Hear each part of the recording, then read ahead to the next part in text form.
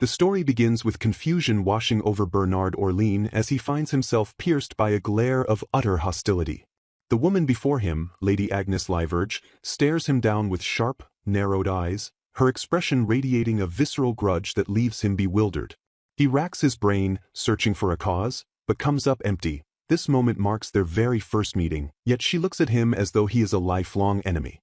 The narrative rewinds to the source of this tension, transporting the scene back to a glittering debut ball held 5 years prior. The grand hall overflows with the murmurs of high society, chandeliers casting a warm glow over the assembled nobility. Bernard stands amidst the crowd, feeling a surge of disbelief at his own presence. He considers it a stroke of immense luck to attend Lady Agnes's debut ball, an event that represents the pinnacle of high society. Beside him, his companion Julian barely contains his excitement, marveling at the attendance of such illustrious figures. Julian eagerly educates Bernard on the significance of the night, declaring Agnes Liverge the ultimate prize. He argues that for nobles of the second rank or lower, like themselves, there could be no better match. Marriage to her, he insists, would signify reaching the absolute summit of success in life. He describes Agnes with reverence, noting she is the only daughter of the famous Count Liverge and is celebrated in society as the radiant rose of beauty. Bernard, however, listens with a detached, cynical expression. He dismisses Julian's fantasies, retorting that he could not care less about such unattainable prospects. Undeterred, Julian presses on, reminding Bernard that they are official knights now, a status that granted them their invitation to the royal court ball. Bernard counters with grim realism. He argues that their new title does nothing to bridge the gap between them and the daughter of a high-ranking noble. He identifies himself as merely the fifth son of a countryside noble, convinced that a woman of Agnes's stature would never even consider marrying someone of his insignificance. Julian laughs off Bernard's pessimism, apologizing if he caused offense, but then points out the irony of Bernard's name. He notes that Bernard literally means strong, yet the man himself is perpetually hesitating. Bernard's mind drifts to the origins of his name and the burden of his lineage. He recalls that the Orlean family governs a rural town far from the capital, holding the modest title of Viscount. His father, having exhausted his repertoire of noble names like Louis, Robert, Victor, and Mathilde on his first 4 children, ran out of ideas by the time his 5th son arrived. Resigned, he named the boy Bernard, a name associated with the strength of a bear. This earned Bernard the nickname Bear Man among his peers, a moniker that mocked his social clumsiness. He reflects on his disastrous history at social gatherings, where his attempts to mingle always ended in failure. He accepts the harsh truth that money is the decisive factor in marriage. As a 5th son who inherited almost nothing, owning only a small manor on the outskirts of town, he understands exactly why he has faced countless rejections. Julian interrupts Bernard's internal brooding, dragging him forward to greet Agnes. Bernard resists, stammering, but Julian insists, claiming it is only proper manners to greet her politely. Bernard steels himself, taking pride in his honor as a knight, the one thing he truly possesses. He reasons that there is nothing shameful about his birth or life and decides to get the formality over with. He reassures himself that a high-ranking noblewoman like Agnes must be accustomed to greeting lesser nobles and will likely pay him no mind. However, the moment they come face to face, Bernard's expectations shatter. Agnes does not offer a polite, indifferent nod. Instead, she fixes him with a look of intense, unexplained hatred. Her eyes bore into him, filled with a disdain that freezes him in his tracks. He stands paralyzed, unable to comprehend why she looks at him as if he were a sworn enemy when they have never exchanged a single word. The timeline jumps forward 1 year. The setting shifts to a sunny afternoon where Bernard stands guard, looking utterly bored. His colleague, observing Bernard's apathy, deduces that he lacks motivation for the work. Bernard complains about the pointlessness of guarding the second prince at a mere tea party. His partner teases him, suggesting that Bernard only volunteered for the shift because he heard Lady Agnes would be in attendance. The accusation flusters Bernard, who vehemently denies the claim. Desperate to escape the conversation and the memories of that humiliating night at the ball, Bernard announces he will patrol the rose garden. As he walks away, he tries to convince himself that he had forgotten about Agnes completely and that she has nothing to do with him anymore. He seeks solitude to clear his head, but his peace is short-lived. A cloying, overly affectionate voice drifts through the hedges, calling out for a sweet little darling. Bernard rounds a corner and stumbles upon a disturbing scene. A man is chasing Agnes through the garden, treating her distress as a playful game of tag. Agnes looks terrified, cornered by the unwanted advances. Bernard, misinterpreting the dynamic at first, sighs at the childishness of a man and woman playing tag in a rose garden. He steps out from the shadows, calling out Agnes's name with a tone of exasperation. Agnes gasps, turning to see Bernard. She looks shocked, her face flushing. Bernard apologizes for the interruption, stating he didn't mean to disturb their game. He turns to leave, assuming he has walked in on a private lover's quarrel. Panic seizes Agnes. She cries out, begging the Sir Knight to wait. Bernard pauses, looking back with cold indifference, attempting to excuse himself once more. Desperation overtakes her, and she pleads with him to save her. Before Bernard can react, the pursuer bursts through the bushes. It is a man named Ernest, one of the prince's personal guards. He spots Agnes and lunges for her with a maniacal grin, shouting, "My kitten!" Agnes recoils, clinging to Bernard for protection. Ernest ignores Bernard's presence, focused entirely on his prey. Bernard recognizes Ernest and his expression darkens. He confronts the man, asking if this is really the time to abandon his post to chase women. Ernest, unashamed, claims he was just having a good time with his sweetheart and demands to know why Bernard is ruining the moment. Bernard does not budge. He holds his ground, shielding the trembling Agnes behind him. He declares that helping the weak, respecting virtue, and crushing evil is the true spirit of chivalry. With a swift, silent intimidation, Bernard subdues Ernest. The narrative implies a physical altercation or an overwhelming aura of threat, as the next image shows Ernest scrambling away in terror, shouting for Bernard to stop. Bernard watches him flee, his eyes narrowing with contempt. He then turns his attention to Agnes, who is still shaken. He maintains a professional, albeit cold, distance. He informs her that he must return to his duties but offers her a safe haven. He points towards a small wing of the estate, describing a cottage owned by an elderly gardener couple where she can hide. He advises her sternly not to return to the main party until she has calmed down. Agnes watches him, her eyes wide with a mix of fear and gratitude, but Bernard notices that even now, she looks at him with that same complex expression. 3 years drift by. The scene shifts to a winter night in the capital. Bernard stands in uniform, looking at the illuminated castle. He reflects on the passage of time, noting that he has spent these years diligently fulfilling his duties as a knight. He has hardened his heart, resolving never to get involved with Agnes again. He recalls his confusion over her angry glares but dismisses it, focusing on his reality. Tonight, he is assigned to security for the royal ball, having refused to attend as a guest. He monitors the perimeter, tasked with catching anyone sneaking out. He watches couples and nobles, reaffirming his belief that he lacks the money to support a noblewoman as a wife anyway. He resigns himself to doing his boring task quietly and without complaint. Memory blurs with the present as Bernard recalls another encounter with Agnes during one of these shifts. She had tried to approach him, looking distressed, pleading for him to wait.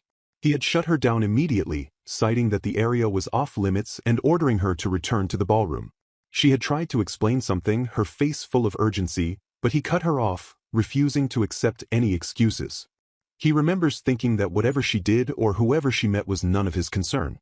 He assumes she will marry soon, yet a strange detail nags at him. He has heard not a single rumor about her engagement. Inside the guard quarters, the narrative catches up to the present timeline.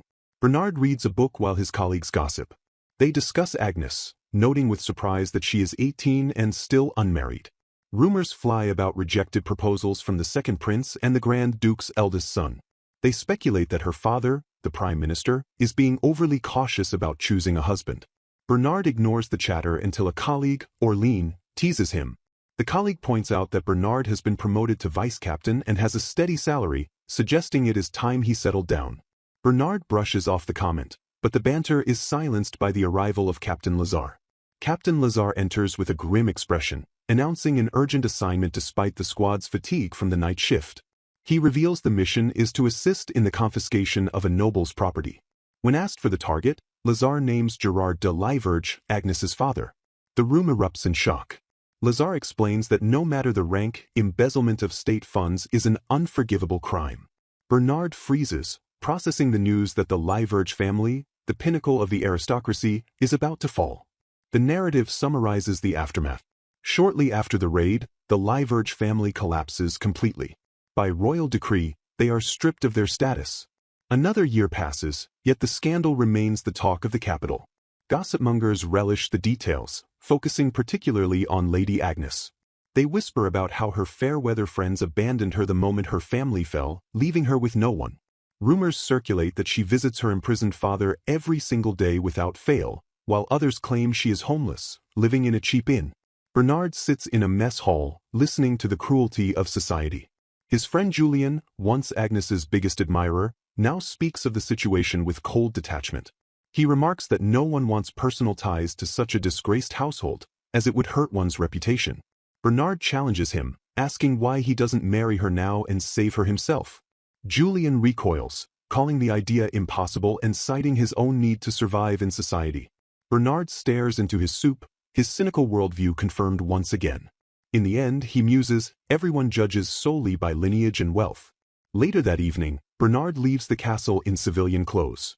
Captain Lazare catches him, teasingly asking if he is all dressed up for a date. Bernard denies it, explaining he has just gotten used to reporting in plain clothes. He bids the captain good night and exits the gates. Outside, he notices a commotion. Guards are blocking a hooded figure who is demanding entry. One guard informs Bernard that the woman claims she wishes to meet him. Bernard sighs, assuming it is some lady chasing after a knight she fancies, and approaches to resolve the disturbance. As he draws closer, the woman lowers her hood. Bernard stops dead. It is Agnes Lyverge. She looks nothing like the radiant noblewoman of the past. She wears worn clothes and looks exhausted. The guards, realizing the two know each other, awkwardly excuse themselves, leaving Bernard alone with the fallen noblewoman. Bernard stares at her, his mind racing. He asks what she is doing there. Agnes confirms her identity, her voice trembling. Bernard's suspicion flares. He accuses her of coming to vent her resentment because his squad was among those who seized her estate. He doubts she came for any personal reason, convinced she still looks down on him. He interprets her gaze as the same angry glare she gave him years ago. Agnes denies his accusation, but Bernard is already formulating a response. He looks at her tattered appearance and remembers the coldness she showed him when he saved her. A dark thought crosses his mind, perhaps a little payback wouldn't hurt. He decides to test her, to humble the woman who always looked at him with disdain. He interrupts her explanation, pointing out that she has no family to rely on and no place to go. He makes a shocking offer. He will hire her as his maid. Agnes looks up, stunned. Bernard presses on, asking if she is serious about her situation. He promises that he won't let her suffer in terms of food or lodging, but demands she decide immediately. He admits internally that it is a cruel offer, born from years of suppressed feelings bursting out at once. He expects her to be humiliated, to reject his pity. Instead, Agnes reaches into her cloak. She reveals a small basket, explaining that before his offer, she had come to give him a token of gratitude. She confesses the truth. She has run out of money to survive and was on her way to a pawnshop to sell her mother's only keepsake. Tears well up in her eyes, not of humiliation, but of overwhelming relief. She clutches her chest and bows deeply, thanking him profusely. She declares she will work with all her strength and utmost sincerity to repay his kindness. Bernard stands frozen, his plan to humble her backfiring completely. He stares at the weeping woman, the former radiant rose of beauty, who now pledges herself to his service with genuine gratitude. He is left grappling with the surreal reality that Lady Agnes Lyverge has just become his maid, and he has no idea how their lives ended up intertwined in such a drastic reversal of fortune. A month has dissolved into history since the arrest of Minister Lyverge, leaving behind a residue of scandal and ruin. The rattling of carriage wheels against uneven cobblestones fills the silence as Bernard Orleans sits opposite Agnes Lyverge. She gazes out the window, her expression hollow, living a life that stands in stark, brutal contrast to the opulent existence she once knew as a noble lady. Bernard watches her, his mind grappling with the reality of her fall, unable to reconcile the image of the proud woman he knew with the figure sitting before him.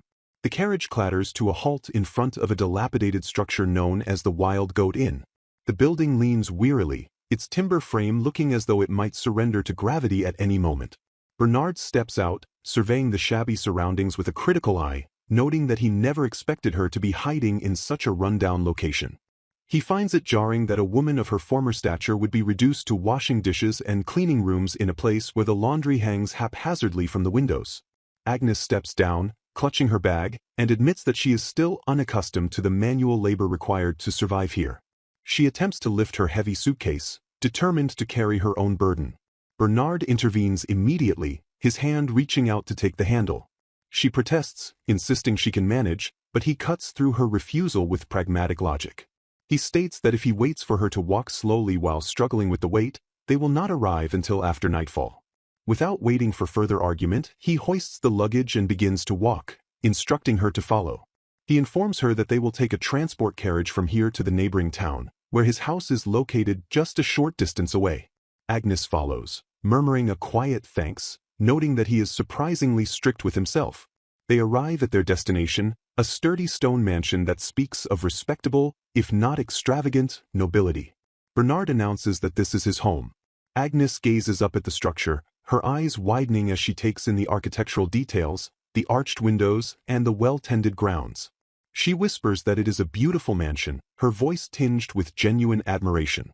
Bernard opens the heavy wooden doors and steps into the foyer, announcing his return. He calls out for Jigel. A woman with a warm, motherly demeanor appears, welcoming him home with a bright smile. She immediately notices Agnes standing behind him and clasps her hands together in delight, exclaiming that a miracle has happened.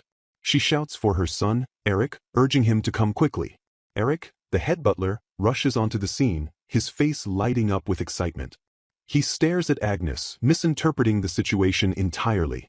He marvels that his master, who has never had a trace of a woman in his life, has finally brought one home. He begs Bernard to introduce him to the lovely young lady, assuming she is a romantic interest. Bernard shatters the butler's fantasy with a blunt correction, stating that she is not a young lady in that sense, but rather the new maid. Eric's jaw drops, a sound of pure shock escaping him as his romantic assumptions crumble. Bernard proceeds with the formal introductions, presenting Jigel Balzac as the head of housekeeping and Eric as her son. Agnes bows politely, introducing herself as Agnes Liverch. Jigel looks at her with deep sympathy, recognizing her as the young lady from the bankrupt noble family that has been the subject of so much gossip. She observes that despite Agnes's beauty and noble birth, she possesses a kindness that allows her to bow respectfully even to servants. Jigel turns her gaze to Bernard, her expression turning sly. She teases him, suggesting that he must be thinking Agnes is just a servant now. She presses him, whispering that if he knows how desperate Agnes is, he should just ask her to marry him instead of making her work. Bernard flushes, stammering that she is saying unnecessary things. Jigel laughs off her own comment, claiming she was just kidding, but adds that she hopes Agnes will stay with the master forever. Agnes, humble and earnest, bows again to the staff, stating that she is inexperienced but hopes they will accept her. Jigel assures her that they are delighted to have her join them. She then points toward the garden, introducing her husband, Dominic Balzac, the gardener. Agnes peers out the window and comments that Dominic looks like a bear. Jigel laughs, revealing a piece of history. In the past, her husband was called the Big Bear, while Bernard was nicknamed the Little Bear. Bernard panics, trying to stop the story, but it is too late. Jigel apologizes playfully, noting that the master is still a bit childish about the nickname. As the introductions settle, Jigel explains the current state of the household staff. Just 2 months prior, her eldest daughter, Anna, got married and left the house, leaving a vacancy that they are grateful Agnes can fill. She lists the other servants, Carol and Syria, the 2 maids who handle manual chores, and the second son, Alan, who is in charge of the kitchen. In total, there are 6 servants, almost all from the same Balzac family. Jigel outlines the layout of the mansion. The first floor contains the dining hall, bath, kitchen, and laundry room. The second floor is the master's domain, and the third floor is reserved for the servants. Jigel leads Agnes to the 3rd floor, showing her to the room that used to belong to Anna. She apologizes in advance for the dust, explaining that the room has been neglected.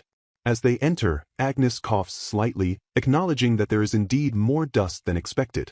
Bernard stands by the door, apologizing for the state of the room and asking for her forgiveness regarding Eric's earlier eccentricity, assuring her that the boy is good at his job. Agnes smiles gently, assuring him that it is fine. She looks around the dusty space and declares it a lovely room, comparing it to the ones found in fairy tales.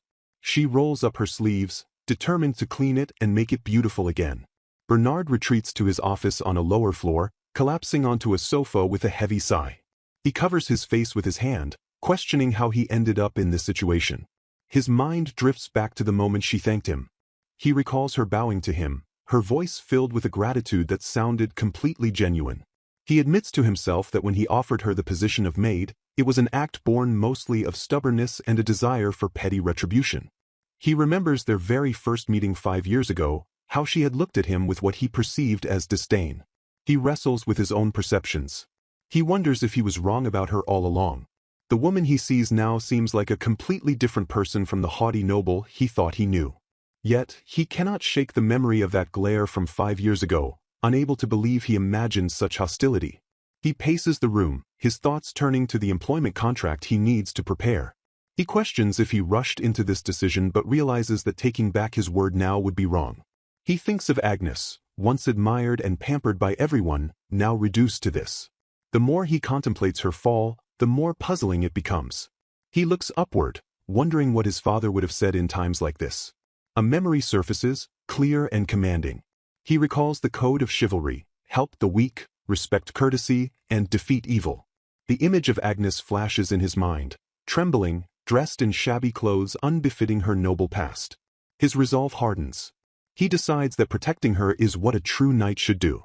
He calls out to a servant to bring Agnes to him so they can sign the contract immediately.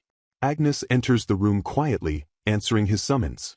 Bernard observes her as she stands by the door, noting again how fragile she appears. He reaffirms his internal vow to protect her. He gestures toward the seating area and tells her to sit down.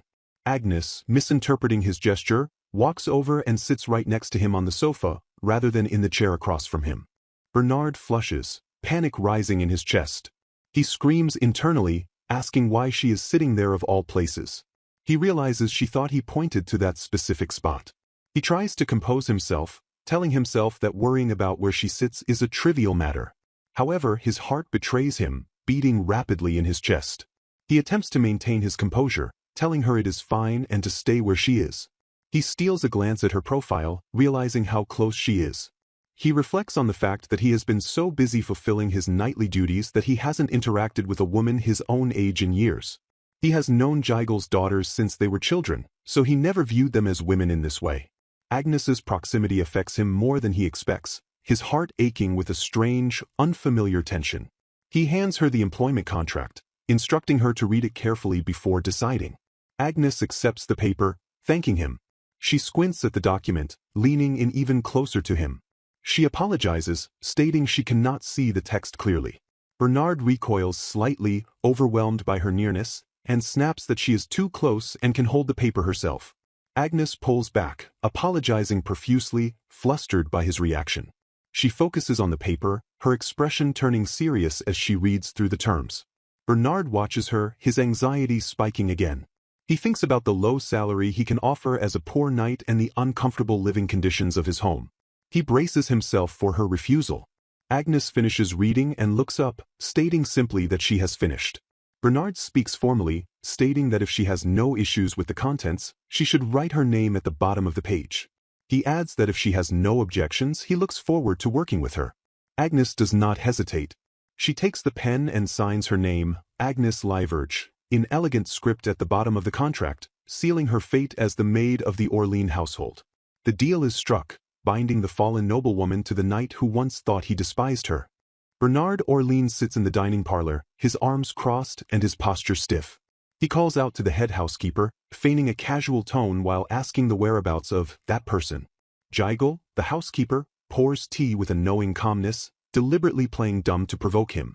She offers the names of the other maids, Carol or Syria, forcing Bernard to break his facade and admit he is asking for Agnes.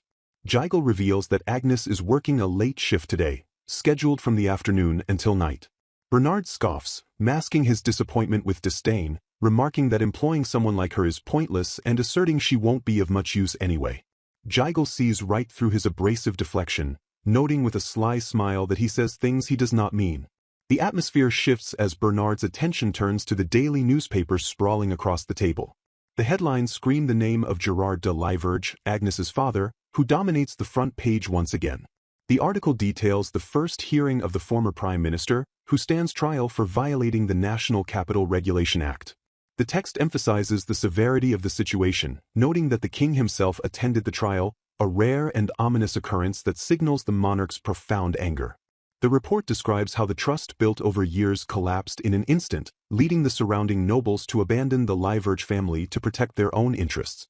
Bernard reads the grim account, his hand clenching around the paper until he crumples it into a ball, muttering his disgust at the fickle nature of the nobility. Later, at the knight's headquarters, the air buzzes with the rhythmic sounds of training and the murmurs of soldiers on break.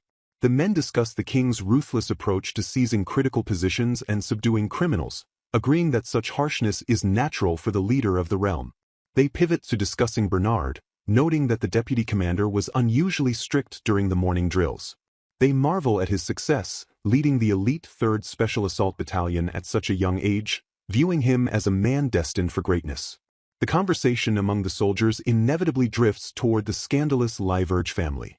They recount that Agnes's mother passed away years ago and speculate on Agnes's current fate. The soldiers speak with cruel pragmatism, agreeing that no one would be crazy enough to protect the daughter of a family that angered the king, as it would ensure their own professional ruin. Bernard stands nearby, overhearing their hushed gossip. The soldiers lower their voices further, sharing rumors from the investigation department that suggest a darker fate for the fallen noblewoman. They theorize that someone might be plotting to make Agnes a mistress, hiding her away to avoid punishment. Bernard interrupts, clearing his throat loudly to signal his presence, asking if he has done something strange to merit their whispering. The soldiers, unaware of Bernard's personal connection, continue their speculation. They paint a horrific picture, suggesting that given her beauty, she might not remain just a mistress but could be sold into the underworld, gambling halls, drug smuggling rings, or slave trading. They theorize she will vanish into the criminal underbelly. Bernard's expression hardens.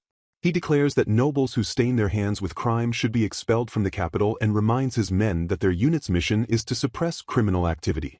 Desperate to justify his desire to keep Agnes close, Bernard concocts a ludicrous proposal on the spot. He suggests asking Agnes to cooperate with them in a secret investigation to root out these underworld threats. His subordinate stares at him, baffled by the leap in logic. Bernard attempts to look profound, quoting a foreign philosopher, "Silence is golden and speech is silver," to deflect the scrutiny. The subordinate dismantles the idea immediately, pointing out that such an operation would require the king's direct permission. He reminds Bernard that the king gets furious at the mere mention of the name Liverge, making such a request impossible. He adds that the king has been acting as if nothing happened, continuing his duties, and reveals that it was actually a stand-in who attended the trial, not the king himself. Defeated by logic, Bernard returns to his mansion. Eric welcomes him home, but Bernard rushes past, intent on seeing Agnes. He finds her carrying a tea set, dressed in the maid uniform he provided. He halts, struck by a realization that dismantles his previous strategy. He had hoped the servant's outfit would help her hide completely, rendering her invisible to society. Instead, the uniform does nothing to diminish her presence. She looks like a stunning beauty in a costume, drawing more attention rather than less. Bernard panics, realizing he needs to make her wear something less attention-grabbing. He approaches her abruptly, reaching out to adjust her coat. He moves too quickly, invading her personal space. Agnes freezes, and Bernard realizes his error as he looms over her. He stammers an apology, retreating rapidly while admitting he is too close. He tries to mask his flustered state by pivoting back to the topic of her schedule, asking what comes next. He attempts to regain his authority as her master, asking if she would prefer to bathe first or eat. The domesticity of the question hangs in the air. Behind him, Jigel and Eric snicker, visualizing the scenario through a romantic lens rather than a master-servant dynamic. Bernard catches Jigel's amused expression and realizes he is being mocked. The light mood shatters as a heavy rainstorm begins to batter the mansion. Water begins to drip from the ceiling. The maids, Carol and Syria, rush in with urgent news. The 3rd floor is leaking. They report that the hail from earlier in the day likely damaged the roof. The leak is severe. While previous leaks never reached the lower floors, this time the water is pouring in, threatening the integrity of the 100-year-old mansion. They reveal that the attic room, Agnes's room, is completely flooded. Bernard issues rapid orders, telling the maids to take emergency measures. He assigns the 3rd floor to Jigel and runs toward the attic, realizing that Agnes is in danger of getting hurt. Bernard bursts into the attic room to find Agnes standing amidst the deluge. The room is soaked, the water falling like a light drizzle inside the house. Alan, the chef, inspects the damage and delivers a grim prognosis. Fixing the boards from the inside is useless. To save the mansion from flooding, someone must go out onto the roof, remove the broken tiles, and fasten boards over the breach. The staff hesitates. The storm is raging, and the forest creates a barrier that prevents a carpenter from arriving. Alan volunteers, but others point out that his heavy frame might cause the roof to collapse. Dominic is suggested, but Bernard cuts through the debate. He declares that he will go himself, citing his experience with heights from his time at the Knight's headquarters. Bernard takes command, ordering the staff to the first floor to catch the water and mop the floors. The staff protest the danger, but he silences them, instructing them to stay calm and bring him a lantern. He climbs out into the storm, slipping slightly on the slick tiles. On the roof, Bernard works furiously against the elements. He calls out for more boards, securing them over the shattered tiles. He notices the damage is extensive, with tiles broken in several places. He shouts for the team to close the gap quickly as water continues to leak into the room. As he works, he notices someone near him trembling and asks if they are cold. Bernard finishes the repair and climbs back inside, drenched and exhausted. He looks at Agnes, who is kneeling on the floor, also soaked to the bone. He asks why she is in such a terrible state. Giles steps forward to explain that it was Agnes who was carrying the heavy boards for him during the repair. Bernard looks at Agnes with fresh eyes. He realizes that when he saw her trembling on the roof, it wasn't from the cold, but from the sheer physical exertion of hauling the lumber to assist him. He is struck by her resilience. He dismisses the topic with a gruff acceptance, telling her, "Good work." Recovering his authority, Bernard orders everyone to step back. He instructs Giles, Carol, Syria, and Agnes to go change their clothes immediately to avoid getting sick, stating that the men will handle the rest of the cleaning. The maids cheer, thanking him profusely for his consideration.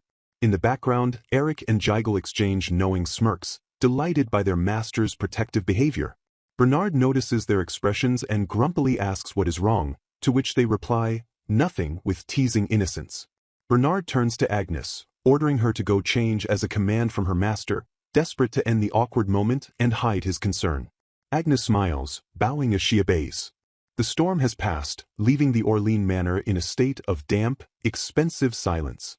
The immediate crisis of the leak has been stemmed, ensuring that no further rain breaches the interior.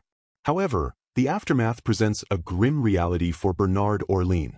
He stands in the hallway, receiving the report that while the emergency measures held, the damage is extensive. The guest room has been temporarily assigned to Agnes Liverge, a necessary displacement as the upstairs room, her former quarters, took the brunt of the storm's fury. The dampness has rendered the attic uninhabitable, and the floorboards themselves must be ripped up and replaced. Bernard winces as the financial toll mounts in his mind. The temporary roof requires a complete rebuild. He tries to push the thought of repair costs away, but a more pressing concern demands his attention: Agnes's health. The ordeal in the rain has taken a severe toll on her fragile constitution, and she has fallen ill with a cold. Her body, soaked to the bone during her desperate efforts to help him repair the roof, has succumbed to fever. Maids Syria and Carol are currently attending to her, but Bernard knows amateur care is insufficient. He collapses onto a sofa, staring at the ceiling in frustration. He realizes he cannot leave a sick person unattended and resolves to call a doctor. Yet, this decision carries a heavy risk. No one from outside the mansion can be allowed to see Agnes's face, lest the rumors of her presence ignite an uproar that the household cannot contain. He issues strict instructions to his staff: summon a doctor, but ensure his silence with a bribe. The litany of expenses, repair costs, treatment costs, hush money, spirals through Bernard's mind, a heavy burden for a poor knight to bear. Rumors of the Liverge scandal continue to swirl through the capital, reaching even the knight's headquarters. Bernard sits at his desk, his expression darkening as he reads a tabloid newspaper that screams the headline, "The whole truth, told by those close to her." The article claims to expose the lavish life and reckless love affairs of the former count's daughter. It paints a portrait of a villainess who fired maids over trivialities like the wrong dress and refused to wear anything but the finest fabrics.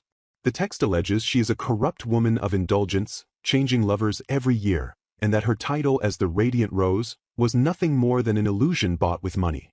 Bernard listens as soldiers nearby gossip, devouring the sensationalist trash. They mock her fall, claiming she brought it upon herself and labeling her the lowest, worst kind of woman. Disgust rises in Bernard's throat. He hands the paper to his subordinate, ordering him to dispose of it. He admits to himself that despite living with her, he still does not truly know Agnes at all. The disparity between the villainess in the papers and the woman who worked herself to exhaustion on his roof gnaws at him. He resolves to see who she really is with his own eyes. Captain Lazar interrupts Bernard's brooding, entering the office with a grave demeanor.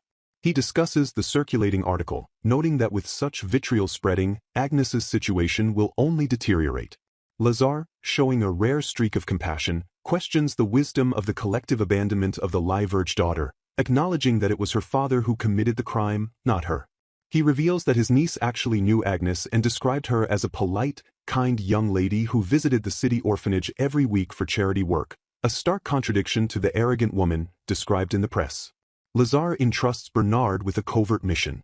He orders him to go to the orphanage immediately and, if Agnes is found there, to protect her.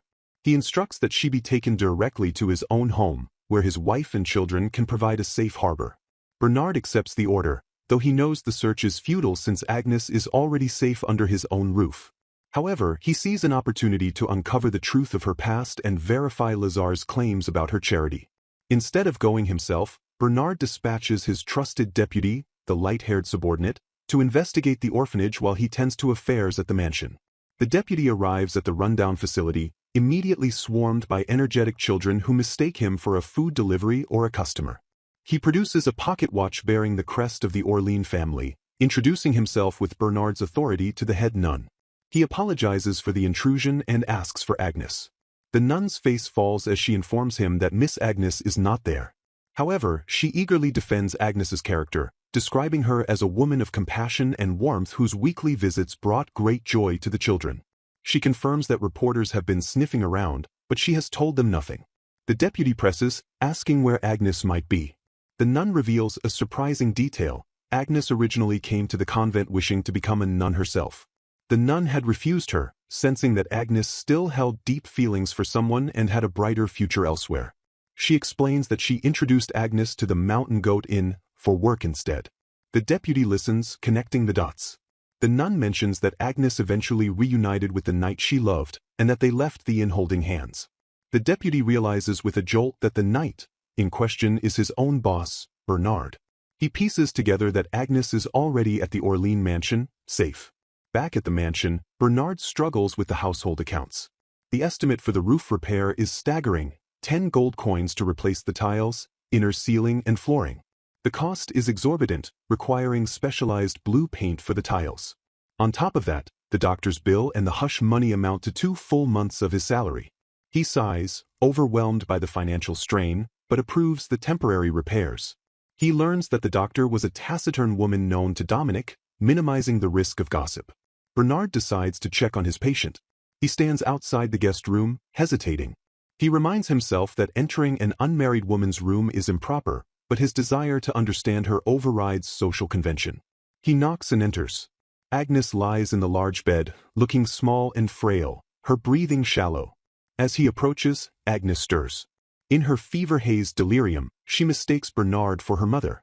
She reaches out, clutching his hand, and whispers that she has wanted to see her for such a long time. Bernard stiffens, awkwardly correcting her, but she does not hear him. Tears stream down her face as she babbles about kindness. She cries that she cannot go with her mother yet because she hasn't repaid Orlean's kindness. Bernard stares at her, stunned. He wonders what kindness she is referring to, unable to comprehend why she feels such a debt to him when he has treated her with such coldness in the past. Meanwhile, the deputy concludes his investigation at the orphanage and heads back to report. On his way, he runs into a familiar, unwelcome face. Ernest Vanderlman, the disgraced guard from the garden incident. Ernest is lurking near the headquarters, looking for Colonel Lazar. When he finds the deputy instead, he decides to outsource his dirty work. Ernest shows the deputy a crudely drawn picture of Agnes and offers a reward of 10 gold coins for her capture. He reveals his sinister intentions without shame. He plans to hide Agnes in a cellar and make her his mistress, keeping her existence a secret from the world. He views it as protecting her from the king's wrath. He offers the deputy a promotion and political support if he cooperates. The deputy, maintaining a poker face, accepts the bag of gold coins, treating it as the price of silence. He bows, promising to inform the captain, but his internal monologue reveals his true allegiance. He takes the money and the intel, intending to report Ernest's vile scheme directly to Bernard, adding another layer of danger to the fragile sanctuary Bernard has built for Agnes. Julian, Bernard's colleague, scrutinizes the document in his hands, his face contorted with disbelief and disgust. He questions the sanity of the client, unable to fathom the audacity of a man who intends to make a daughter of the prestigious Liverge family his mistress rather than his wife. The sheer disrespect toward a noble bloodline, even a fallen one, leaves Julian baffled, as he struggles to reconcile the request with any semblance of noble conduct. Bernard sits opposite him, his expression unreadable as he processes the implications of the personal inquiry regarding Miss Agnes. Julian speculates that the client, Ernest Vanderlmen, must be underestimating their unit, assuming that because the 3rd Special Assault Battalion is small, they must be bored and willing to do dirty work. Bernard reveals that he has already decided to accept the request, a decision that shocks Julian, who worries about the repercussions of getting involved in such a scandalous private matter. Their conversation is interrupted by a heavy, authoritative presence in the corridor. Johann Blondel, the 2nd squire and a man widely considered the most prominent candidate for the next captain of the knights, approaches them. Johann possesses an aura of command, combining strength, status, and charisma. He addresses Bernard directly, congratulating him on his recent promotion to deputy commander of the elite unit. Bernard maintains a stoic demeanor, thanking his superior humbly. Johann remarks that the knights need young blood for the coming phase and pins great hopes on Bernard's future leadership. As Johann departs, Julian exhales a breath he seemingly held the entire time, marveling that a man of Johann's standing not only remembered Bernard's name but addressed him personally. Julian admits his envy, convinced that Bernard's rise through the ranks is inevitable and destined. Bernard returns to his mansion as evening falls, the weight of the day's politics pressing down on him. He enters his study, exhausted, and orders a bath to wash away the fatigue. Gigel, the housekeeper, informs him that Agnes wishes to speak with him immediately. Bernard agrees, though his mind is still cluttered with the day's events, trying to purge the distracting thoughts of political maneuvering. Agnes enters the room, looking pale and exhausted, having apparently just recovered from her cold. She thanks him for granting her time despite his busyness. Bernard, wanting to dispense with formalities, asks her to state her business. Agnes explains that she came simply to express her gratitude. She moves to serve him tea, insisting on doing it herself despite Gigel's offer to help. As Agnes lifts the heavy silver tray, her arms tremble under the weight. She struggles to maintain her composure, determined not to embarrass herself in front of Gigel. Bernard watches her, noting her frailty. Agnes prepares the tea, reciting Bernard's preference for milk and 3 spoons of sugar. However, as she attempts to pour the sugar, she misses the cup entirely, sending the spoon clattering and the sugar spilling onto the tray. Bernard watches her closely as she flinches, squinting intensely at the mess she made. A sudden realization strikes him like a physical blow. He observes the way she narrows her eyes, struggling to focus on objects right in front of her. He asks her, his voice dropping with dawn of understanding, if she has poor eyesight. Agnes nods silently, confirming his suspicion. The truth shatters Bernard's long-held resentment.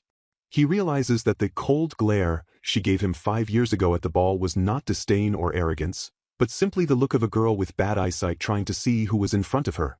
He understands now that he has been living in an illusion, ruled by a momentary misunderstanding that fueled years of bitterness. He feels foolish for hiring her as a maid out of a petty desire for revenge against a slight that never existed. Agnes, misinterpreting his silence as anger or dismissal, falls to her knees and begs him to let her stay. She pleads to remain in his service, desperate to repay his kindness despite her physical limitations. She admits her eyesight is poor and she is unaccustomed to the work, but promises to give it her all. Bernard, overwhelmed by guilt and her genuine earnestness, tells her he needs time to think and dismisses her for the moment. The narrative shifts to reveal Bernard's strategic maneuvering earlier that day. He reports to Captain Lazar regarding the request from Ernest Vanderlmen. Bernard explains that Vanderlmen, a despicable scoundrel, wants the 3rd Special Assault Unit to find Agnes because he fears using other knights would alert the king to his illegal use of private funds. Vanderlmen intends to make Agnes his mistress to protect her, a fate Bernard finds cruel and unacceptable. Bernard justifies accepting the request to Lazar by explaining his counter-strategy. If he refuses, Vanderlman will simply hire someone else who might actually find and exploit her. By accepting the mission himself, Bernard can control the search and ensure Agnes remains unfound, thereby protecting her honor and safety. He frames this protection of the weak and the conquering of evil as the true duty of a knight. Back at the mansion, Bernard calls for Agnes again. He presents her with a small, woven basket containing a stray kitten he rescued from the cold. He informs her that from today on, her primary job will be to take care of this cat. He instructs her to ask Jigel for help if she needs it.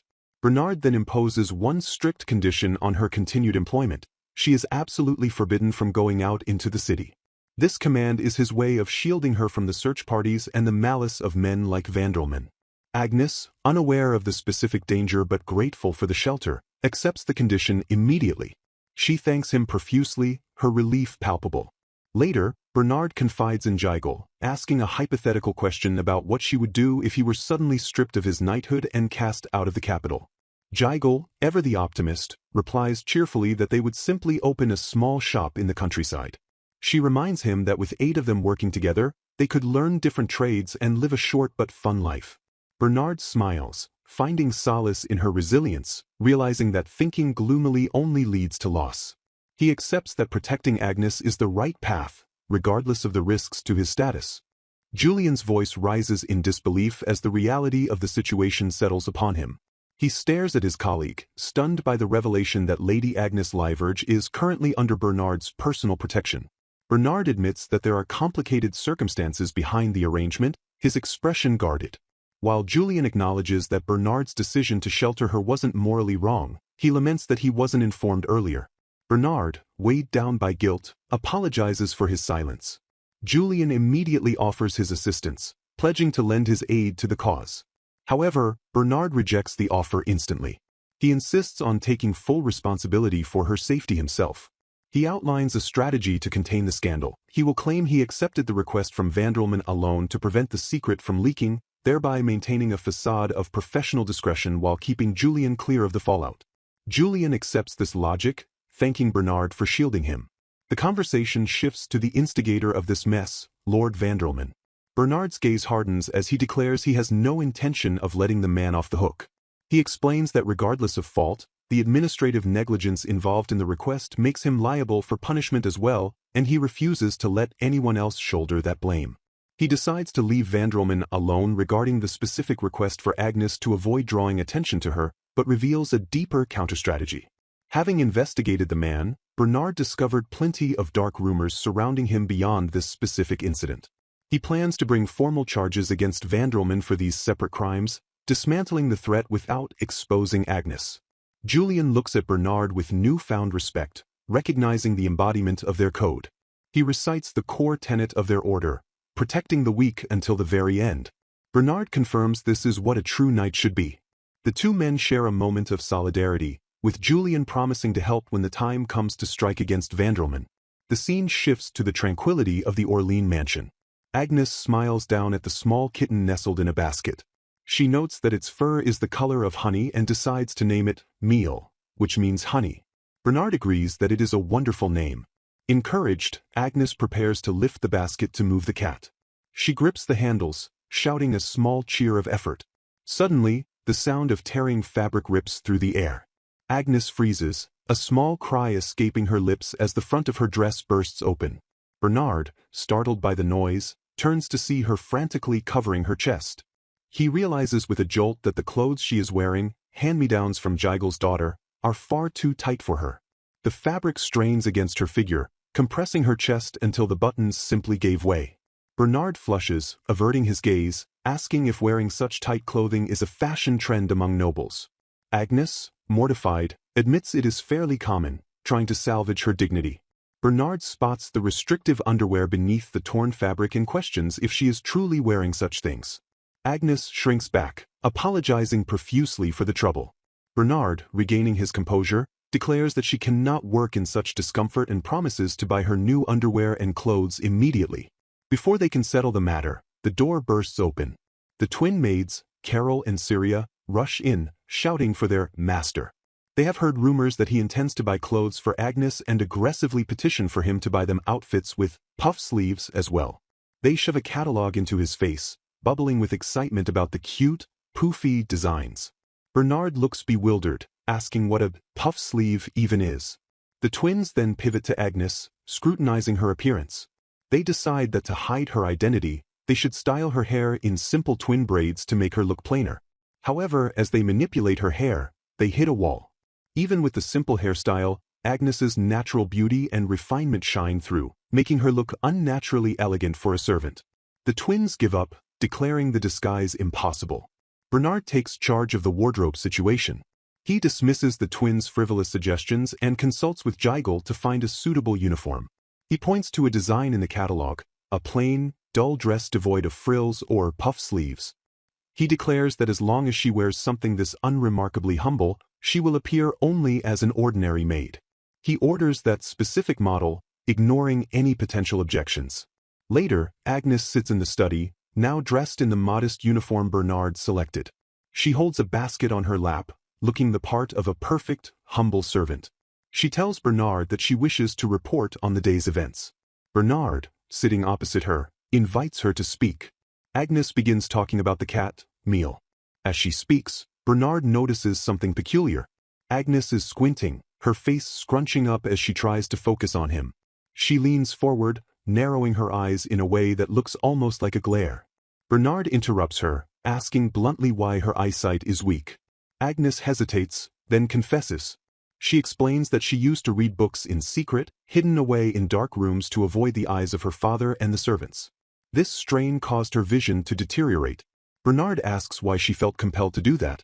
Agnes's expression turns melancholic as she recounts her past. When she was 12, her mother passed away. Following the tragedy, her father became obsessed with her education, forcing lesson after lesson upon her. Flashbacks reveal a young Agnes drowning in study materials. Her father demands perfection, insisting she complete a first-class education in the 3 years remaining before her debut. He threatens to punish her tutors if her grades drop, placing the burden of others' livelihoods on her shoulders. He tells her she was born solely to marry into the royal family, stripping her of any other identity. Agnes explains that the pressure caused her severe insomnia. One day, she was advised that reading might make her drowsy, so she borrowed a book. Instead of sleep, she found escape. The world within the story, the princess and the fairy, was full of freedom and adventure, casting a spell over her. She became addicted to the reprieve, reading in the dark even on the night before her debut. Bernard listens, captivated. He asks what exactly she was reading that night. Agnes blushes, revealing the title, The Adventure of the Night Bear. Bernard freezes. Agnes continues, explaining that when she first met him, her attendant had gossiped that he was the 5th son of a provincial noble and was nicknamed Bear Man. She recalls hearing that his name meant a man as strong as a bear. She admits that The Adventure of the Night Bear is her absolute favorite story. When she saw him at the ball 5 years ago, she wasn't glaring at him with disdain. She was squinting to see him clearly because she was excited to meet the real-life Night Bear she had heard so much about. She had wanted to talk to him, but he disappeared too quickly. The revelation hits Bernard like a physical blow. He realizes he completely misjudged her.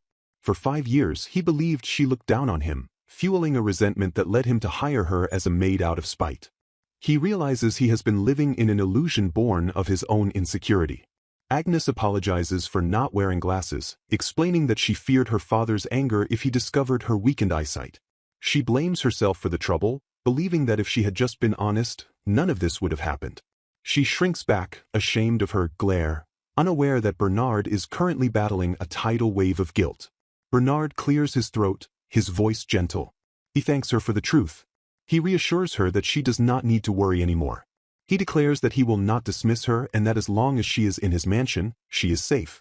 Agnes beams, bowing deeply in gratitude. The scene shifts to a grand, imposing estate elsewhere in the kingdom. An elegant older woman stands by a window, looking out at the gloomy weather. She muses that things have felt dull lately and wonders if there is something fun she could do. A thought strikes her. She remembers that her 5th son is still unmarried. A mischievous smile spreads across her face as she decides it is the perfect opportunity to pay a visit to her dear, adorable little bear. The looming arrival of Bernard's mother threatens to upend the fragile peace he has just established. The narrative summarizes Bernard's internal monologue regarding his decision. A few days ago, he resolved to officially take Agnes under his protection, fully aware of the immense risks. He acknowledges his convictions as a knight, refusing to compromise on helping the vulnerable, even if she is from a fallen family. He admits it's a gamble, wishing for a peaceful outcome but preparing for the worst. In the early morning light, Bernard encounters Dominic, the gardener, in the courtyard. They exchange pleasantries, noting the early hour. Bernard takes a moment to center himself, preparing for the day ahead. He then visits the kitchen, where he finds Agnes. She is wearing the maid uniform he provided, but something is wrong. The buttons on the bodice have popped off, leaving her flustered and embarrassed. Bernard, confused, asks what happened. Agnes explains that when she raised her arm, the buttons simply flew away. Bernard is baffled, unable to understand why the uniform failed so spectacularly. Agnes, blushing furiously, suggests that perhaps she has gotten a little fuller in figure. Bernard is skeptical, stating she looks the same to him. The other maids, Syria and Carol, chime in, confirming the incident and adding that Jigel witnessed it too. They mention that Jigel has already gone out to buy a replacement. The conversation takes a turn when Agnes reveals she is currently binding her body with compression clothing. Bernard is horrified, asking if that means she is wearing a corset with metal stays. Agnes confirms it, explaining it's a common undergarment to shape the body.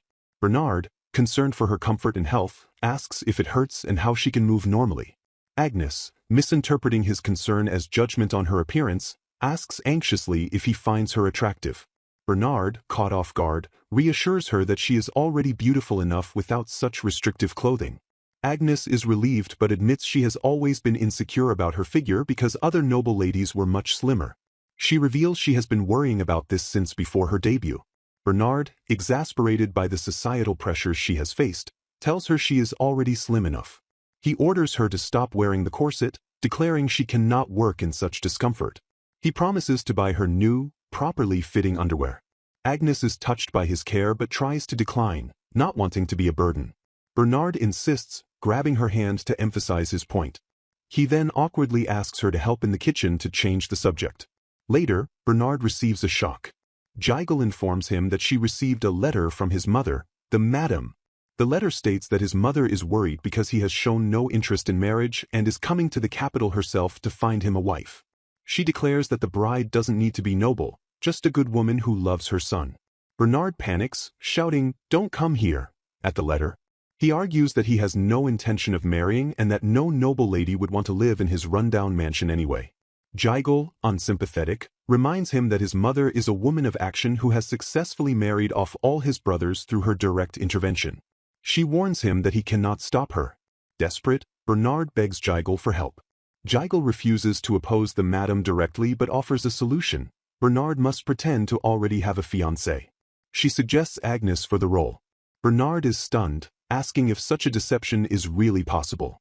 Jigel assures him it is simple. He just needs to tell everyone he is engaged, and the marriage talk will stop. She advises him to ask Agnes himself, in his own words. Bernard considers the plan. He realizes he has no other options and that borrowing Agnes's help is the only way to avoid an arranged marriage. He resolves to ask her. He finds Agnes in the dining hall and nervously broaches the subject. He stammers through his request, accidentally shouting, "Be my fiancé," instead of explaining the fake engagement first. Agnes is shocked. Bernard quickly corrects himself, explaining he needs her to pretend to be his fiancée for a while due to a difficult situation. Agnes, relieved and eager to repay his kindness, accepts immediately. She admits she is not good at acting but promises to do her best. She tells him there is no need to thank her, as he has already done so much for her. She smiles, her expression genuine and warm, devoid of the arrogance he once projected onto her. Bernard looks at her, his heart softening. He admits to himself that he can't erase his past prejudice but acknowledges that she has always been kind and gentle. He notices her hair has grown and suggests she tidy up her appearance before his mother arrives the next day. The maids, Carol and Syria, jump in with suggestions for Agnes's fiancé look. They propose flashy hairstyles and cute outfits, but Jigel vetoes them, opting for a simple, elegant style instead. Bernard entrusts Agnes to their care, telling her he will be a true knight and do everything to help her play the role. The next day, the preparations are complete. The twins, Carol and Syria, are excited, but Gigel has dressed Agnes in a modest, elegant dress that fits perfectly, replacing the ill-fitting uniform. Bernard enters the room, dressed in his finest suit. He sees Agnes and freezes. She looks stunning, every bit the noble lady she was born to be. The mood is tense as they hear a carriage arrive. The door swings open, and the servants announce the arrival of the madam. Bernard and Agnes stand together, arm in arm, bracing themselves for the whirlwind that is about to enter their lives. Agnes trembles slightly, but Bernard holds her steady, ready to face his formidable mother with his fake fiancée by his side. Tension hangs heavy in the air as the carriage arrives at the Orleans estate, the servants lining up with disciplined precision to welcome the matriarch. Bernard stands stiffly, his posture betraying a deep-seated nervousness as his mother steps out. She immediately notes his rigid demeanor, remarking on how tense he seems despite her claims that she is simply a mother visiting her son. Her sharp gaze and commanding presence, however, suggest a scrutiny that pierces through his composed facade, leaving him sweating and searching for words. She greets Agnes with a polite but penetrating smile, declaring it a pleasure to meet her, while Bernard worries internally about the calculations running through her mind. The scene shifts to the parlor, where the mother fans herself with an elegant yet intimidating rhythm. She fixes her eyes on her son and declares, somewhat unexpectedly, that she is truly proud of him. Bernard blinks in confusion, unsure how to process the praise. She elaborates, mentioning the dessert she prepared yesterday with Mrs. Gigel, commending the skill involved in cutting the molds. She notes that Bernard seems speechless from shock, a masterful misinterpretation of his sheer panic. The conversation takes a somber turn as she addresses the scandal surrounding Agnes's family. She speaks with a firm authority, stating she read about the misfortune in the newspaper and sympathizes with the suffering Agnes has endured. Looking directly at the young woman, she asserts that the father's transgressions have nothing to do with the daughter, absolving Agnes of any wrongdoing with a decisive finality. Suddenly, the mother pivots to the topic Bernard feared most, the origin story of their relationship. Bernard freezes, his mind racing as he recalls the script he wrote to prevent a forced, hasty marriage. He knows they must convince her their engagement is real, but he feels unprepared for such immediate interrogation. Before he can stammer out his prepared backstory, Agnes interjects with a shocking declaration. They fell in love at first sight. The mother gasps, stunned to learn this romance began 5 years ago. Bernard frantically signals for a pause, realizing Agnes has completely deviated from the script. Agnes presses on with her fabrication, recounting a royal palace ball during the year of her social debut. Bernard watches helplessly as she weaves a tale about her obsession with knight stories, specifically those involving knights accompanied by bears. She claims she couldn't believe her luck when she met a knight whose name meant bear, confessing she fell for him the moment she heard it. Bernard stares at her, bewildered by the absurdity of the first impression she invented. He whispers to her, questioning why she accepted the role of his fiancée and if she understands the implications. Agnes smiles brightly, assuring him she is not forcing herself and was happy to accept because she owes him a great debt of gratitude. Bernard's expression falls slightly, disappointed that her motivation stems from gratitude rather than the romantic notion she just spun. Agnes continues her story, drifting into a genuine flashback of that night 5 years ago. She recalls being ignored by the prince during her debut, a crushing disappointment for a young girl. In her distress, she lost her escort and wandered alone, eventually needing rescue. It was Bernard, the bear knight, who saved her. The memory vividly replays him scooping her up in his arms and urging her to run away with him to escape the chaos. She explains to the mother that he vanished before she could properly thank him, creating a lingering regret that defined the favor she spoke of. She describes how she later went to the knight's headquarters to find him, but her family's fall into poverty and her near decision to become a nun interrupted her pursuit. Turning back to the present, Agnes looks at Bernard with sincere eyes, telling him that no matter what she says, she can never thank him enough. The mother softens, visibly touched by the story. She admits she worried about how Bernard, having grown up surrounded by brothers and soldiers, would handle himself around women. She beams, concluding that he is indeed a kind-hearted boy, and thanks Agnes for accepting the engagement. Bernard exhales, realizing the ruse has succeeded perfectly. His mother bought the story, which means the barrage of marriage proposals from other families will finally cease. He credits Agnes's smooth improvisation for saving the day. The mother then offers her analysis of the situation, praising Bernard for his choice. She acknowledges that taking in the daughter of a disgraced family without consultation is unorthodox and risky. However, she frames it as a noble sacrifice, admiring his willingness to put himself on the line to protect someone else, a trait she respects deeply. She dismisses the potential political fallout, noting their territory is far enough from the capital to remain unaffected. Bernard admits to himself he hadn't even considered the family's reputation, only wanting to protect Agnes until things settled. The mother, energized by this romantic narrative, suddenly declares they should hold the wedding in their territory. Bernard panics again, trying to pump the brakes by reminding her they are only engaged and marriage is a distant prospect. His mother scolds his careless tone, waving her fan dismissively. She insists that talking is a waste of precious time and announces she is taking Mrs. Gigel shopping immediately. She proclaims that a wedding requires immense preparation, ignoring Bernard's protests about Agnes's family situation. As she sweeps out of the room calling him her little bear, Bernard collapses onto the sofa, physically pained by the whirlwind of events. Later, Bernard attempts to visit Agnes in her room, but his path is blocked by the twin maids.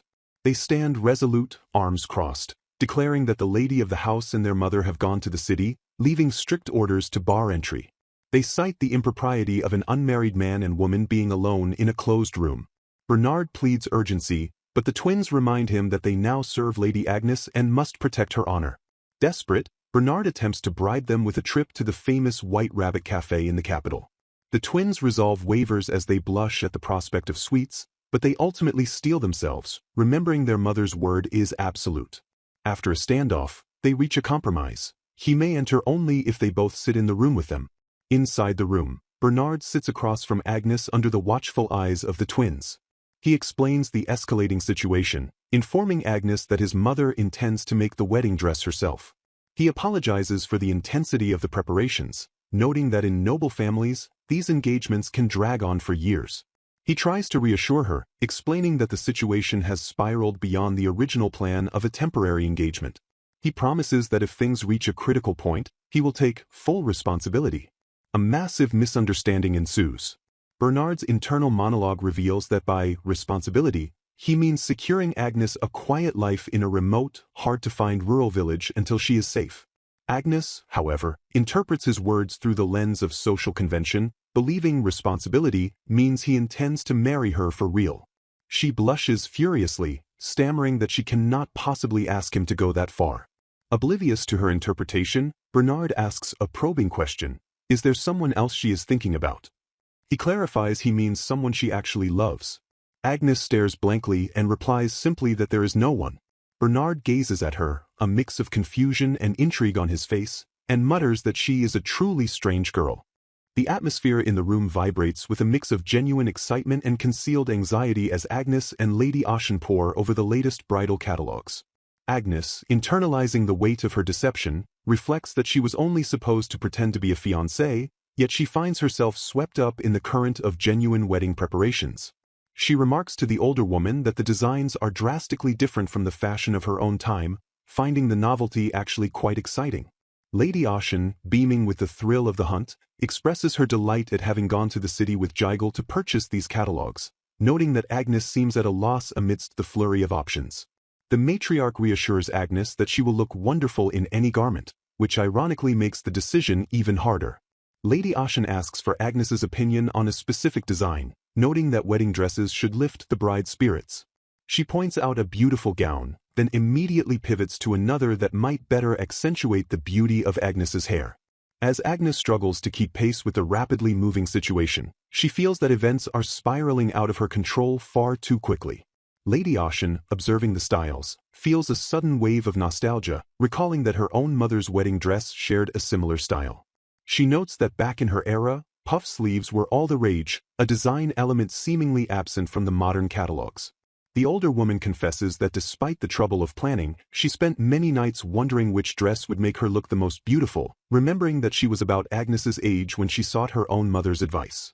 The happiness she felt back then was potent enough to make her forget everything else. Turning to Agnes with a solemn warmth, Lady Ashen expresses her hope that this marriage will bring Agnes happiness as well. She imparts a nugget of maternal wisdom, admitting that while married life is not always filled with joy, the difficulty of living alone in her era drove her to desire a life with someone she could trust. She then inquires if Agnes has a design or idea of her own, asking which dress she prefers. Agnes hesitates before revealing a painful truth. Everything in her family's house was confiscated, but her mother's wedding dress remains. She confesses that she had always admired how her mother looked in it and had dreamed of wearing that very same dress when she got married. Lady Ashen apologizes for her insensitivity, not realizing the situation, but Agnes assures her it is fine. Seizing upon this revelation, Lady Ashen suggests that if they repair the vintage dress, it could work perfectly. Agnes worries if it would be acceptable for the dress to not align with the latest fashion, but also notes that the design likely resembles Lady Ashen's mother's dress. The matriarch enthusiastically agrees, proposing they use it as a reference for creating a new dress, which would strategically extend the preparation period for the ceremony, a delay that secretly benefits Agnes's cover story. Agnes asks if she can see the dress next time, to which Ashen agrees, calling it a lovely choice.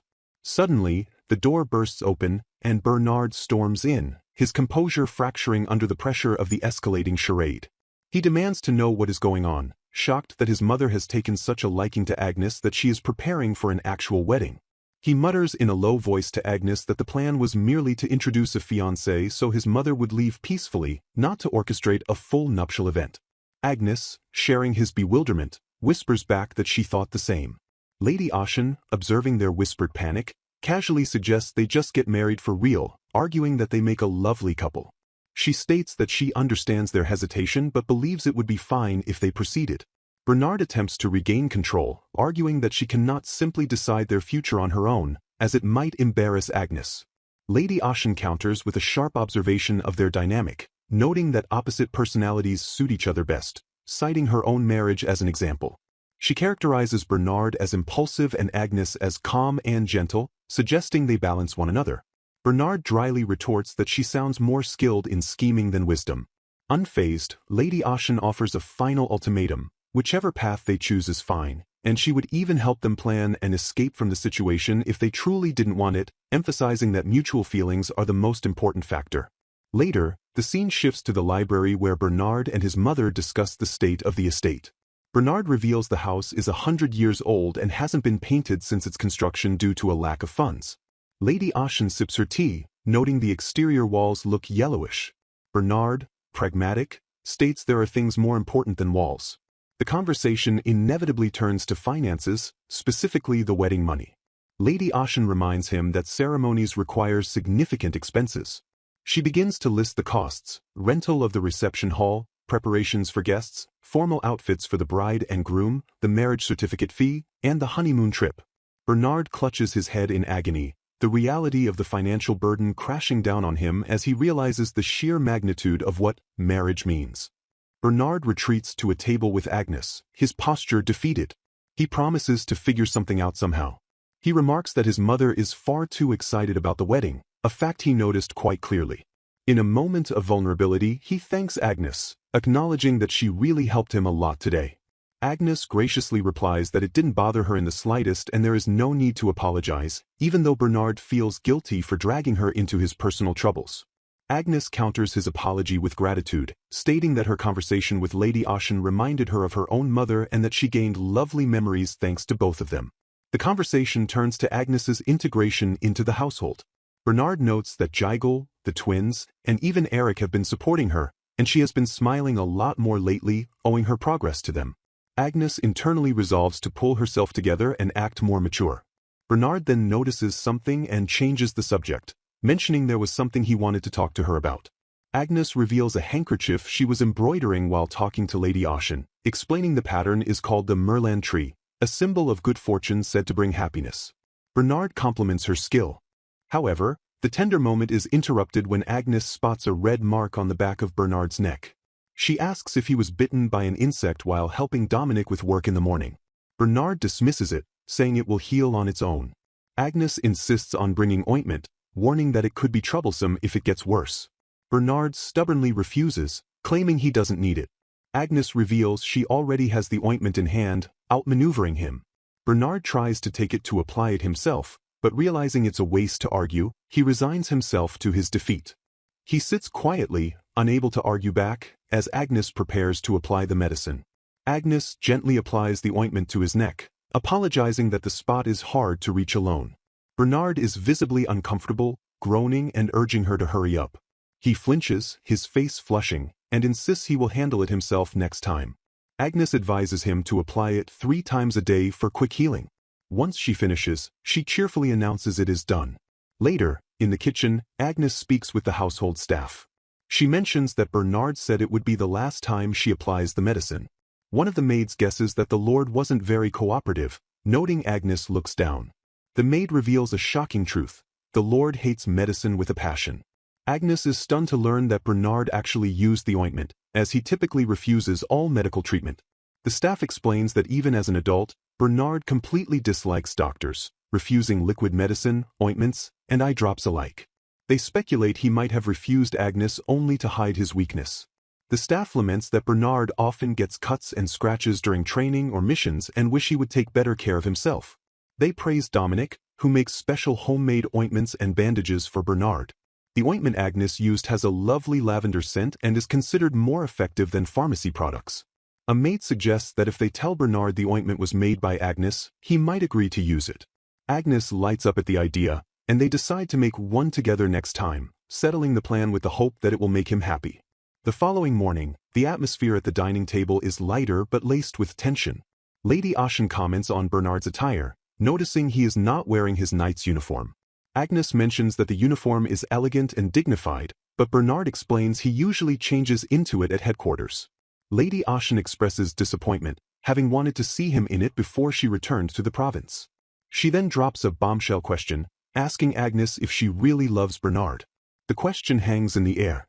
Lady Ashen turns to her son, stating she doesn't doubt what he said yesterday, but she needs to know if he really intends to marry Agnes. Bernard stammers, caught off guard. Lady Ashen presses Agnes again. A maid intervenes, trying to defuse the situation by claiming the Lord is just very shy about these things. Lady Ashen admits she sensed a lack of seriousness from him.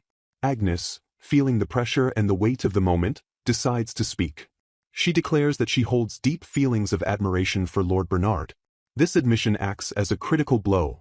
Bernard covers his face with his hand, blushing furiously, completely overwhelmed by her words. Lady Ashen, satisfied by this display of genuine emotion, smiles and tells Agnes to take good care of him from now on. Agnes agrees. With the interrogation over, Bernard believes the threat of his mother has finally passed. He stands outside, feeling a moment of relief. However, his peace is shattered instantly.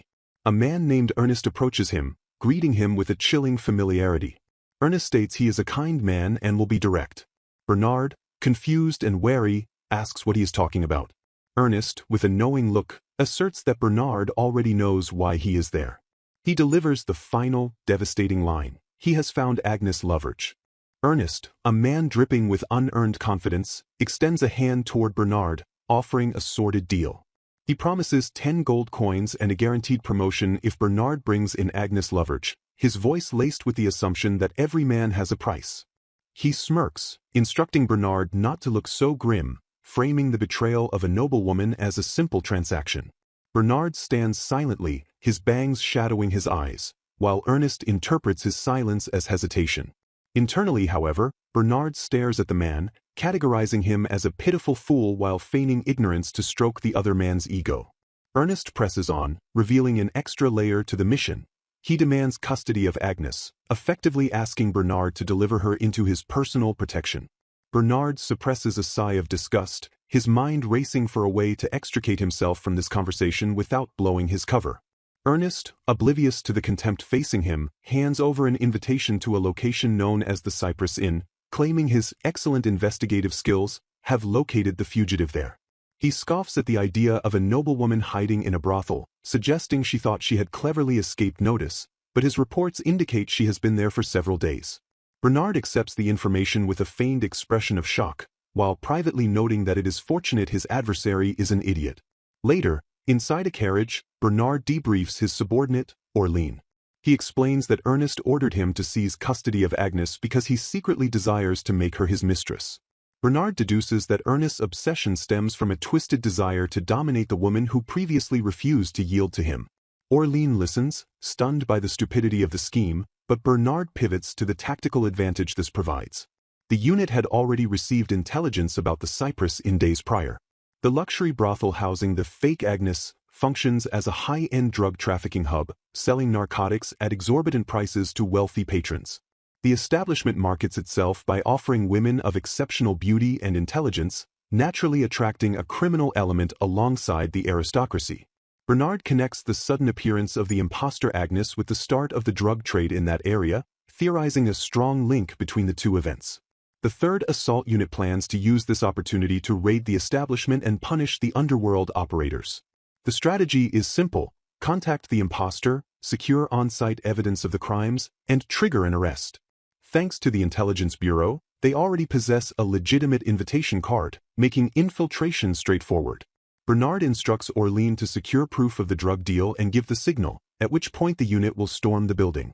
To ensure the mission's success, Bernard dons a disguise consisting of a wig and a fake mustache. He preens slightly, asking if he looks handsome, while noting he resembles his father. Orlean laughs, commenting that he looks like a completely different person. Bernard reminds him not to forget the gifts prepared for the target before they exit the carriage. They approach the Cypress Inn, where a doorman apologizes for the trouble and asks for their invitation. Bernard notes internally that despite the location's reputation for secret deals, entry is suspiciously easy. They are ushered inside to meet the guest. In a lavish private room, Bernard finally lays eyes on the woman claiming to be Agnes Loveridge. She bears a striking resemblance to the real Agnes, though her features are obscured by heavy makeup intended to mimic the noblewoman's appearance.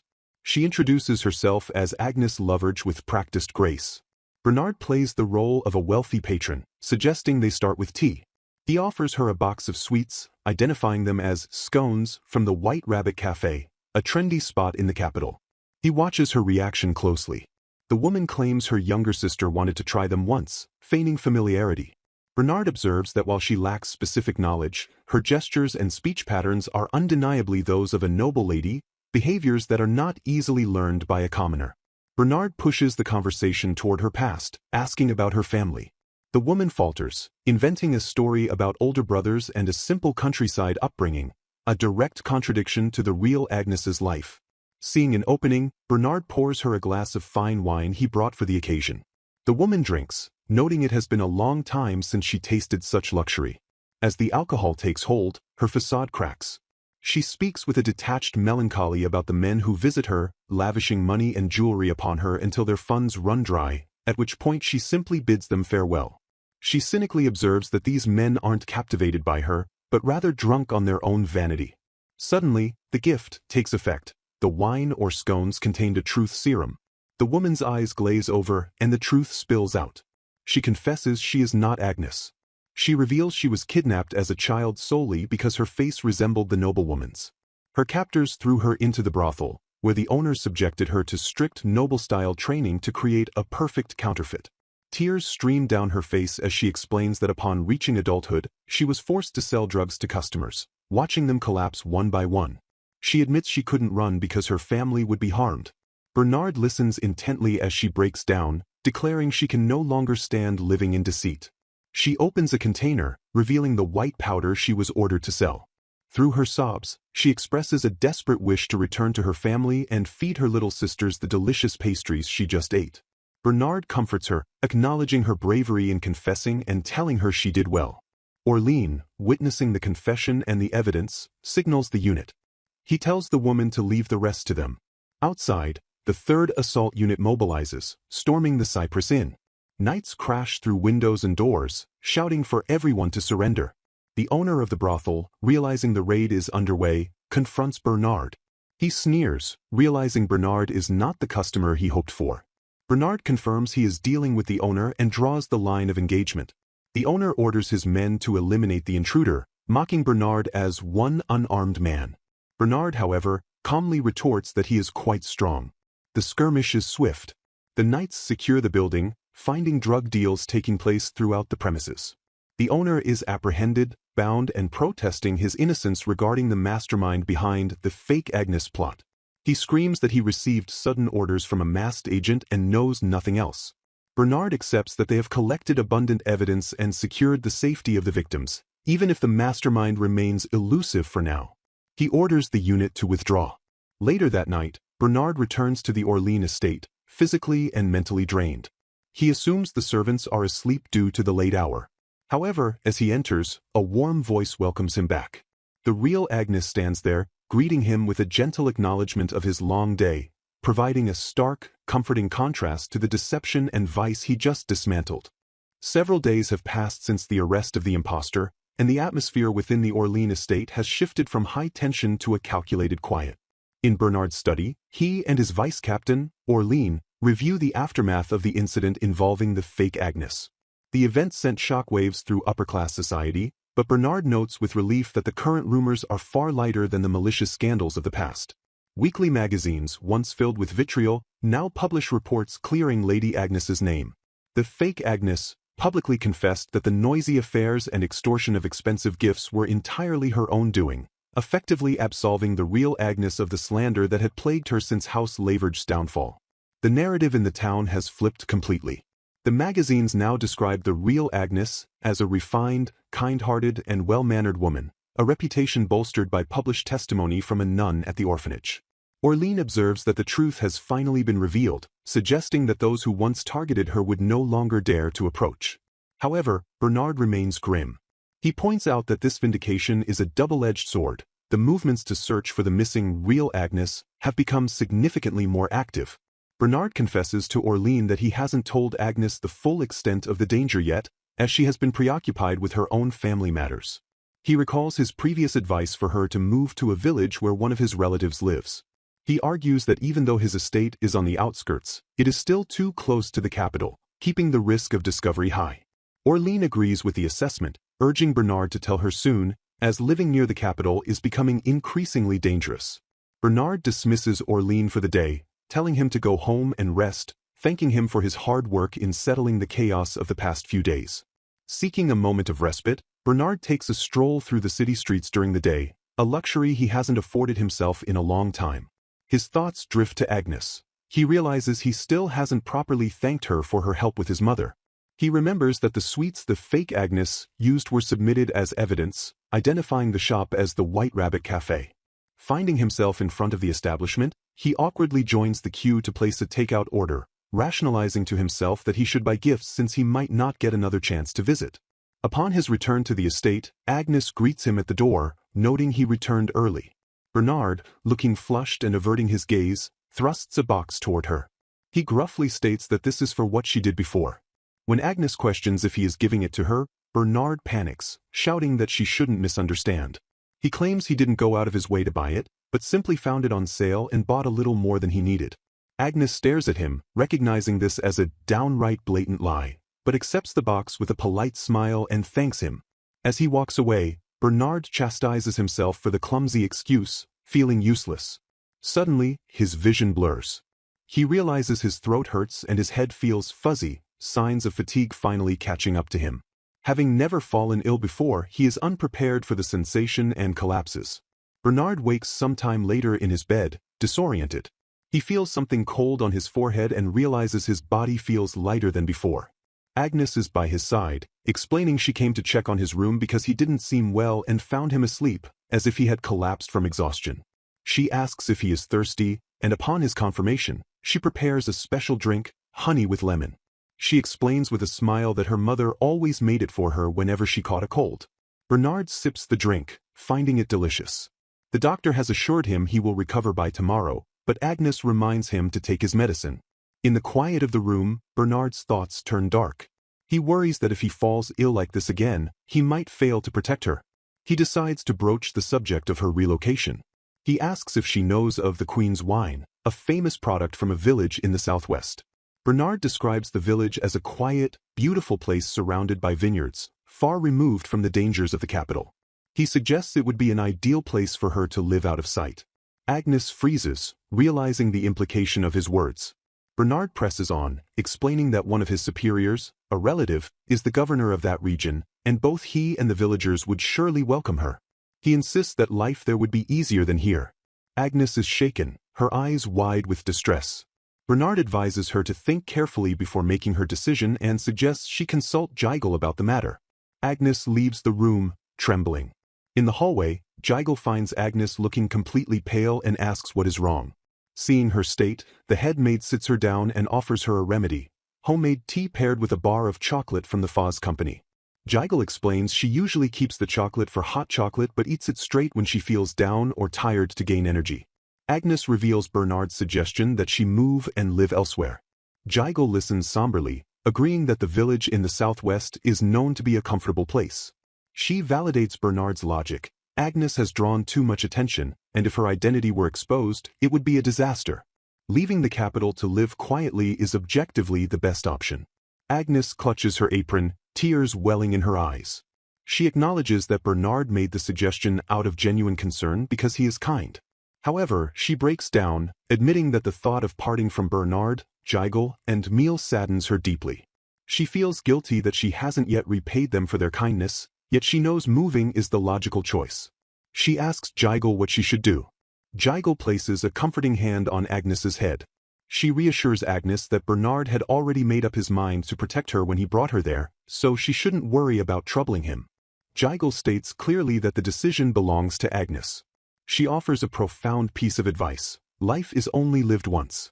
Think about what you truly want. Live it the way you love. These words strike a chord deep within Agnes. It is the first time in her life she has heard such sentiment. She wipes her tears, her expression shifting from despair to determination. She realizes what she wants, to live here, to stay by Lord Bernard's side. Jigel smiles warmly at this resolve and encourages her to keep fighting together. Bolstered by this support, Agnes marches back to Bernard's room, opens the door, and declares that there is something she wishes to speak with him about.